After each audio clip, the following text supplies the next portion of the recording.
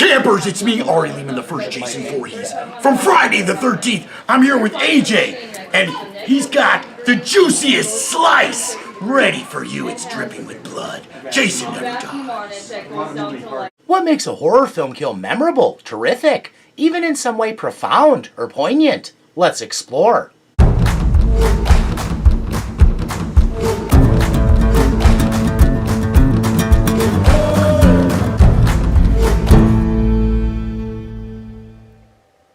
Thanks for checking this out. If anything about it trips your fancy, please like, subscribe, and share. Oh, yes. Without further ado. Well, here we are. Oh, creep me out! Dora, are you sure that you want to do this? But, the pay is good, and I already saw grave robbing for morons. Guy offered me $100 for a night's work. I can't turn that down, can I? Brenda must really love her man to tolerate these shenanigans. So you're going to be in there all night or what? A couple hours tops. This doesn't seem like an instance. You wait here. Gee, that sounds really exciting. When it's a good idea to be a tag-along. Easy, baby, no sweat.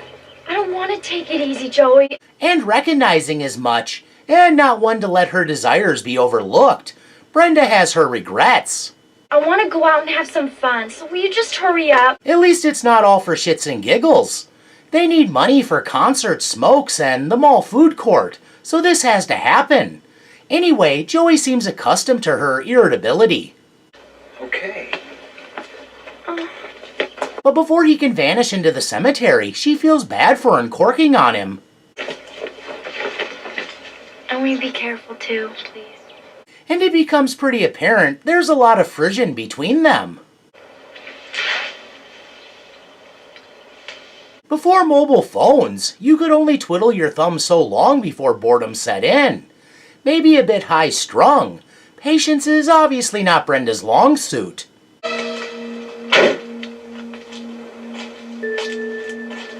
Before long, she's outside the van, directing a flashlight beam into the boneyard.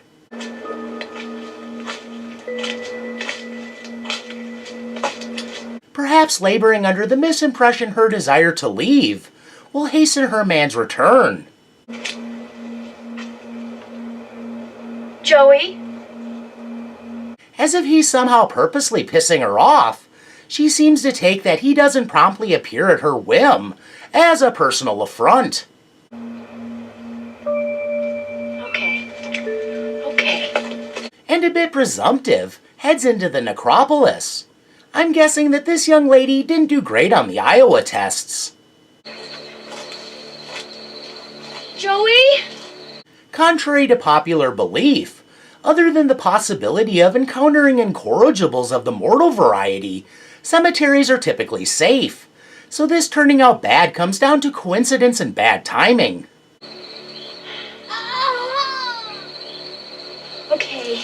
Okay, that is it. I am out of here. But she maybe shouldn't have gotten out of the van and gone poking around in the first place. Oh, shit. Because as is bound to happen, a canister has been cracked open, releasing a chemical that reanimates the dead.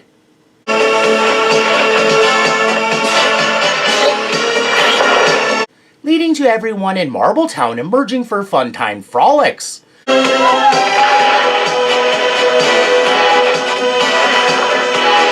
Meaning Brenda is in for an up-close zombie encounter. Okay.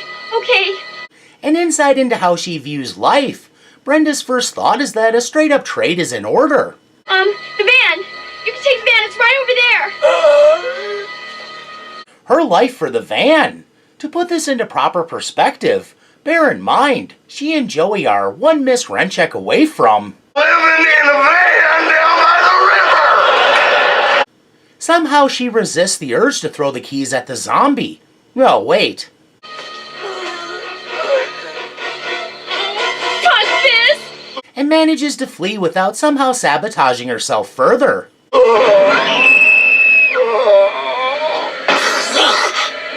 Somehow, even at the possible cost of breaking a nail, Brenda is scrappy.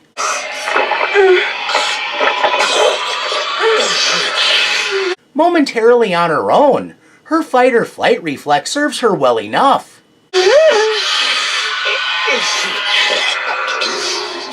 A most disgusting sight, she doesn't waste time examining her own gruesome handiwork.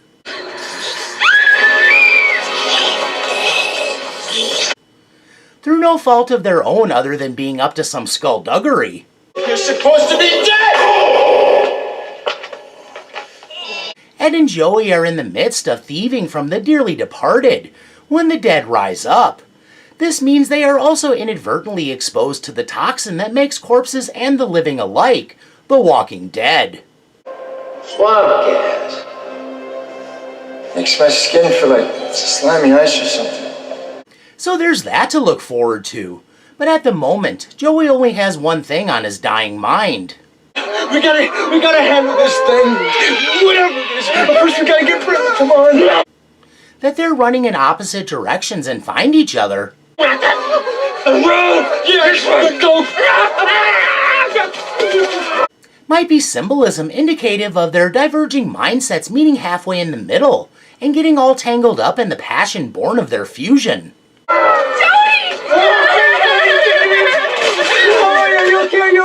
The impassioned lovers are reunited, and now the trio needs to figure out the best course of action, which for them is equivalent to untying a Gordian knot. I'm okay! Joey, what did you do? He didn't do anything! It's me they're after! An avowed, unrepentant grave robber thinking the dead returning could only mean it's to dish out his just desserts. Ed must have read EC Comics as a kid. It's my sins! Hail Mary, full of grace! A whiny mope, maybe, but he's their whiny mope. At least for now. The Lord is with me! I'll save the sinners, please! He's over there! Along with other stragglers stuck in the quarantine zone, the three intrepid journeyers missed the full-scale evacuation of the town.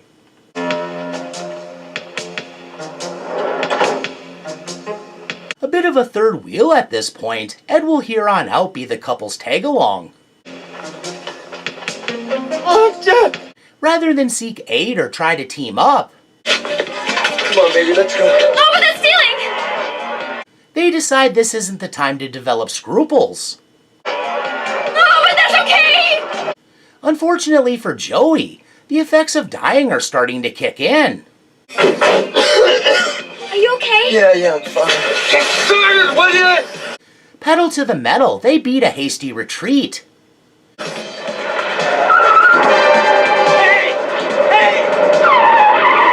Tearing off into the night as the van's custodian watches on.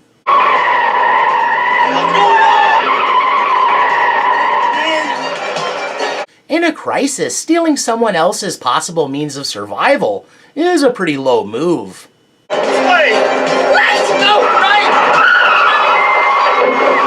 What's worse, they're so disorganized that they immediately torpedo any chance of using the van for escape, while conveniently cutting off all communication with the military.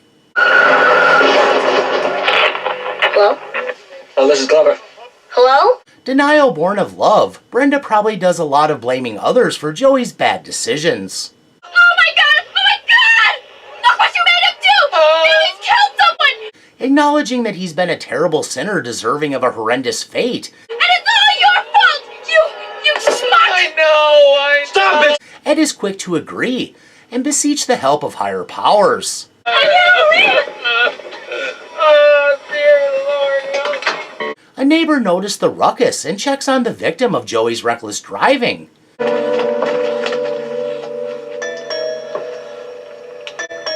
Only to make a most peculiar discovery.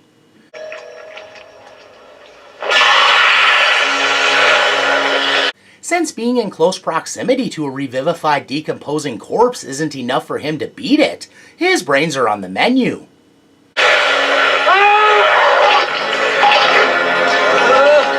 Quite a harrowing sight, they don't wait around. Oh my god! You see what I think I saw? Multitudes of zombies milling about in a fashion that would suggest they're closing in. Or maybe just looking for a house party. Hey, you guys! Fortune's in a state of flux. Somebody get hurt? Suddenly they're in a position of soliciting help from the keeper of the van they just stole. If they can only get their story straight. No! Yes! Wait, right here. I'm gonna call down. There's no hostility in it, but can you really blame the guy? Wait, here? They bust in on strangers and start making demands. Get us and call the police! No, you gotta help us! You got a guy in this place! Gun, get out of here! Clearly the voice of reason. Joey can explain everything. Wait! Oh, jeez. Joey? If only the effects of death weren't so racking. Brenda does her best to console him. Joey, baby, it's okay. We're gonna... But only manages to reinforce their fear and growing hopelessness. I don't know what we're gonna... The people they busted in on kindly get them to a neighbor who happens to be a physician. There seem to be hooligans terrorizing the neighborhood. And the whole group uses his classic automobile to relocate to the nearest hospital. Where's the emergency room? Where he gets down to the nitty-gritty of making a diagnosis. We're going to do a biopsy. Is it cancer? In many cases, cancer can be treated. If we're lucky. Zombification, not so much. No time for dilly-dallying. Doc gets down to the brass tacks. You will also notice there is no pupillary response. And the takeaway is that living death is more than a prevailing state of mind. No, reflexes.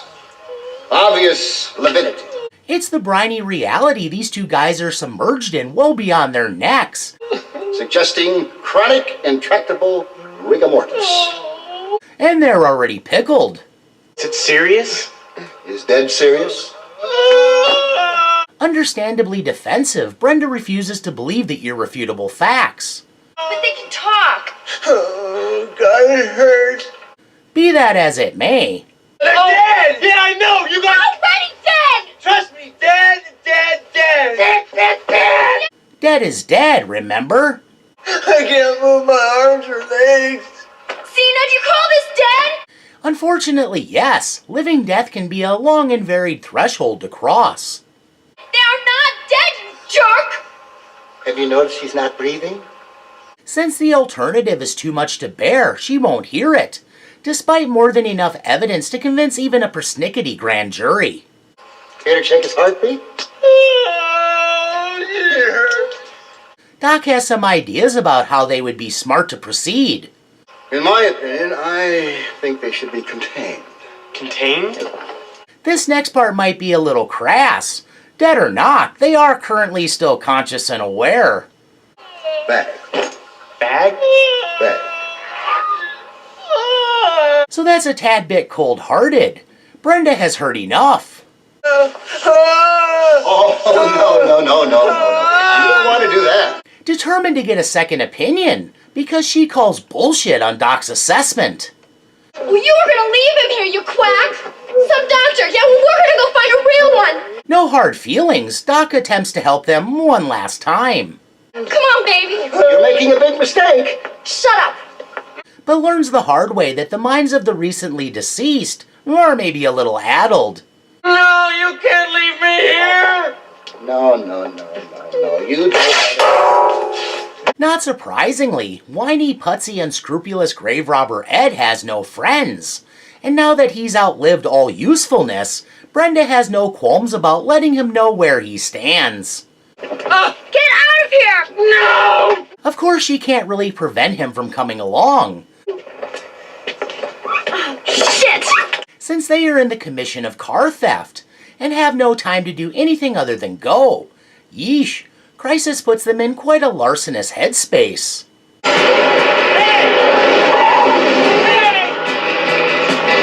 Learning the depths of human avarice, Doc is dumbstruck by their duplicity.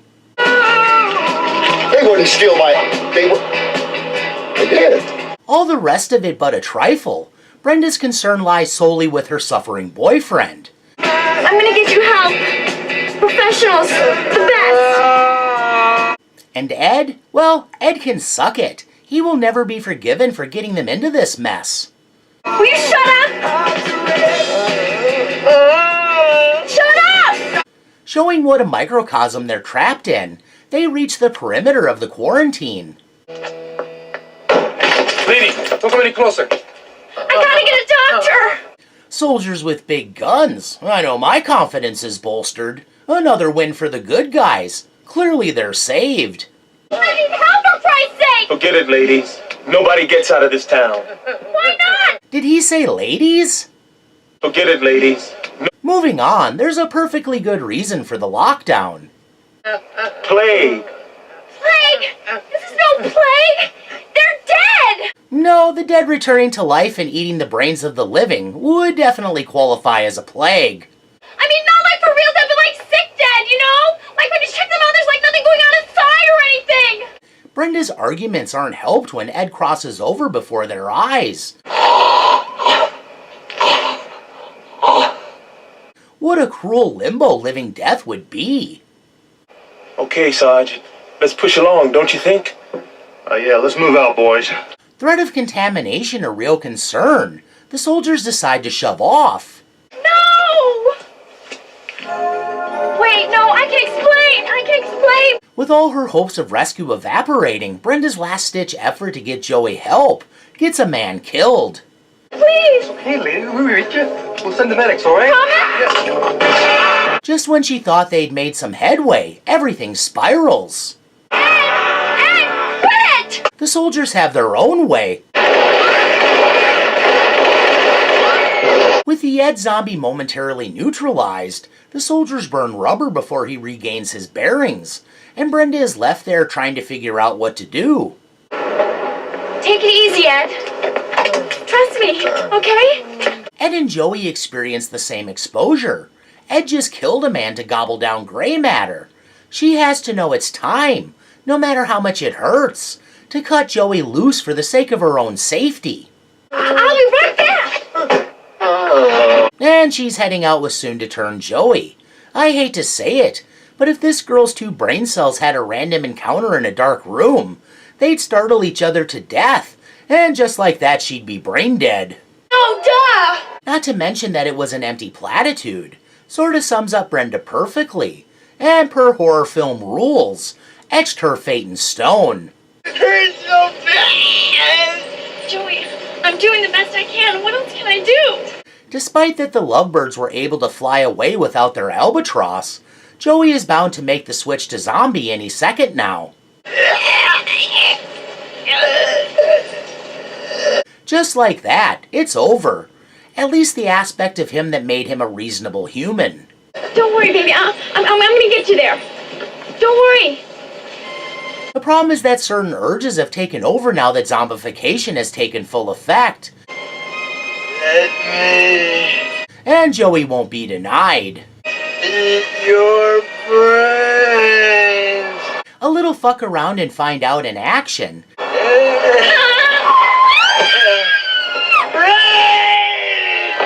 Now that it's too late and the Joey zombie will hunt her till the bitter end, she flees.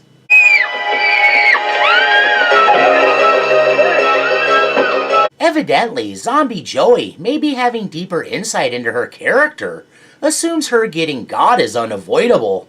Brenda, let me have them. I'm the one who loves you. With Joey hot on her tail,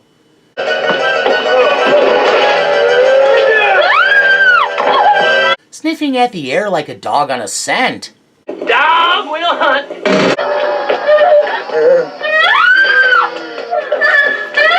Brenda knows she is screwed, and not in the good way, and scrambles into a house of salvation as if sanctuary can be found. Brenda! There's no chance to make distance as he closes in. Joey! You stay away from me! Although his desires have changed, he's maybe more attracted to her than he's ever been before. Brenda, your brains smell so good. Women say they want to be desired for their brains as much as their bodies. So rich and spicy. But I don't think, no pun intended, this is what they have in mind. Spicy! Yeah.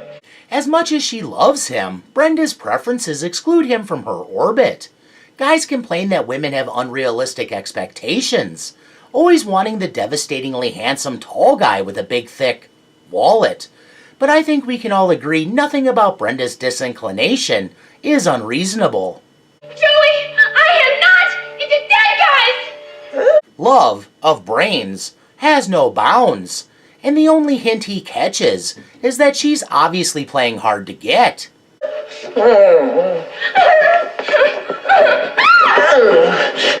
Because he knows in his heart of hearts she wants to give her brains over to him.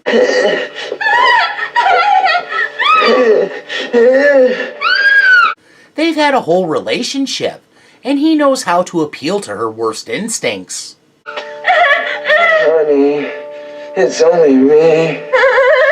This is really all just another form, albeit a bizarre one, of intimacy, and she succumbs, quite literally, to his persistent, well, from his perspective, it's a successful seduction.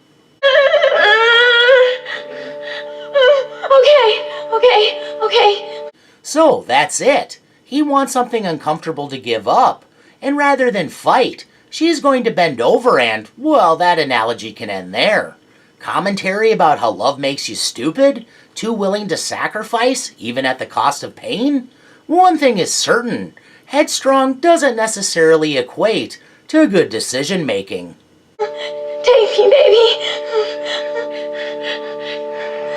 In the last instant, they must connect on a telepathic level, because she's able to communicate without even moving her lips, as he feeds on the savory but light cream puff, supported by her medulla oblongata.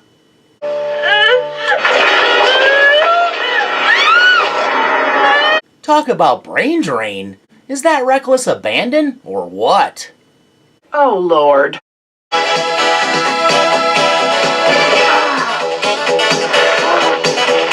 This exit soaring up into the stratospheric realm of extraordinary comes down to it standing apart both tonally and in terms of impact from every other demise in the film. That's right. He's right. This flick isn't only a horror comedy that leans more heavily into the comedy. It's also more of a parody of zombie films than one seeking to fit the mold of the best the subgenre has to offer, the way its forerunner had. Return of the Living Dead having maybe captured the prevailing zeitgeist of the era, better than George Romero's still stunning effort from the time, Day of the Dead.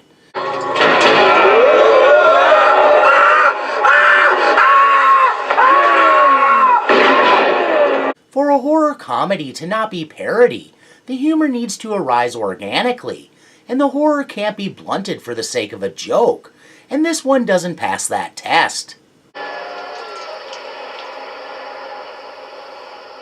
This flick is purely a lark, described by its writer and director Ken Wiederhorn as a kid who has a run-in with a bunch of zombies.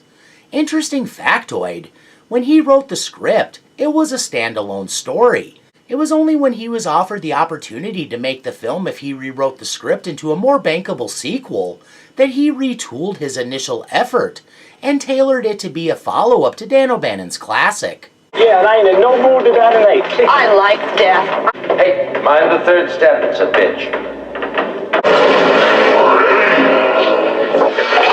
Were this film not reworked into a sequel to Return of the Living Dead, would it still be a parody?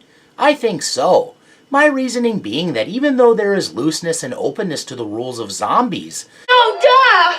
such as the conceit in this series that the undead chow on brains rather than being flesh eaters in general, when the zombies are more interested in shenanigans.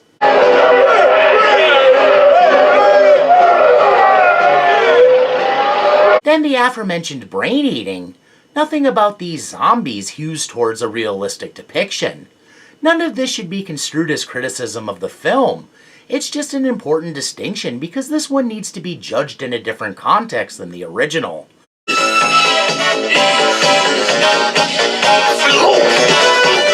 This one was a straight-up comedy, with only slight horror elements, which is maybe where the problems apparent in the presentation of Brenda's exit arise. Oh, duh! IMDb refers to Brenda's exit as a goof, which is true. The execution and mechanics reveal a need to address some issue. It feels a little rushed, under or overproduced, it's hard to decide which, and like a bit of a botched effort. Tools such as further editing, automated dialogue replacement, and other sound work were likely utilized to try to fix the perceived problem, but only so much could be done. What might that problem have been? Perhaps how the sequence was filmed, ultimately edited together into something too dark, in light of the rest of the movie's general tongue-in-cheek slapstick attitude.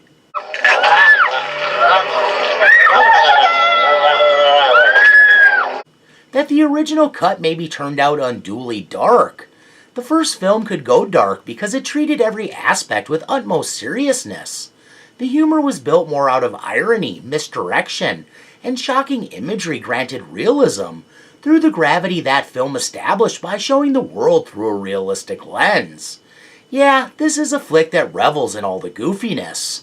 Oh, you son of a bitch! You bastard! Forgoing verisimilitude for laughs and lightheartedness. Get that damn screwdriver out of my head! The emphasis on humor sort of forfeits the right to attempt any deeper meaning, and Brenda's submission in and of itself is kind of out of place among such hijinks. For good reason, they don't serve filet mignon at Mickey D's. In the end, Brenda's death couldn't be too weighted. A hard balance to strike in a film at once trying to simultaneously ride and toe a line. Watch your tongue, boy, if you like this job. Like this job? It's like when the moment happened, the makers realized the emotional shift was out of place, even discordant, in such a goofy, hokey, and cartoonish film, and they sought ways to underplay the impact, because for it to merit too much feeling would be incongruous in what was otherwise meant to be a laugh riot.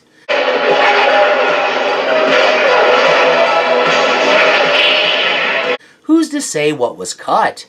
All that's certain is the unlikelihood the way the sequence plays out was the desired outcome. Oh, duh! Drawn into all this mayhem because of her attachment to her man, Brenda was truly a victim of her feels for Joey. Was surrendering the way she did out of character? Was it a missed opportunity that she didn't at least bitch Joey out before he munched her brains?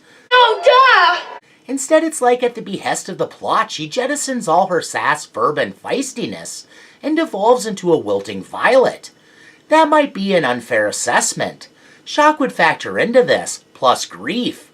And the thing of it is, love, caring, desire, lust, yearning, Goddamn mushy stuff. all of that, the whole glorious confluence one lives in when in love, is different for everyone. Love leads to a weird blind spot way too many use as an excuse to make bad decisions. Is Brenda and Joey's relationship used to convey messaging about boundaries in relationships, where lines need to be drawn? Whether inadvertent, it would seem so. There are a few ways to look at it. First off, was it a giving in as an act of obedience out of love, or out of submissiveness? Since Brenda had no trouble speaking or getting her point across, It's all your fault, you cheese dip! You just stay away from me! I conclude love the likelier culprit. It shows love can come at such a great expense. It means giving up everything, one's identity, even their very life. There's such a thing as being too supportive of a partner, of giving way too much, of giving to an unhealthy degree. And Brenda's caring made her hold on too long. Oh, duh! But she had her motivators. For one thing, fear is isolating. At least they were together, no matter how horrific the result. This also might be a strange commentary about how a boyfriend can seem like a good guy, only to change, ultimately demanding too much from the relationship. In that context, it's quite a statement about a young woman getting mixed up and losing her head to a man who takes too much. Yet she willingly hands herself over to his needy and selfish wants, needs, and desires. And why? Because love. This one makes it apparent devotion in the face of the worst expectations, the kind that require absorbing true mistreatment, most benefit the taker, especially when it means providing brains for consumption. Joey chomping Brenda was ultimately a cruel betrayal, that came out of an act of love. Probably some stupidity too. Anytime poor Brenda had more than one thought at a time, there was a logjam. But love was what put her in the crosshairs of danger. Love was what got her killed. Well, I've about reached the end of the rope, so I won't leave you dangling. Thanks for entertaining my blither blather. Please share any refutations, opinions, accusations, japes, or other ideas in the comments below. And please join me for whatever I'm up to next time. Bye now. Bye, creepy man. Keep it creepy. He's a weird guy. Goodbye.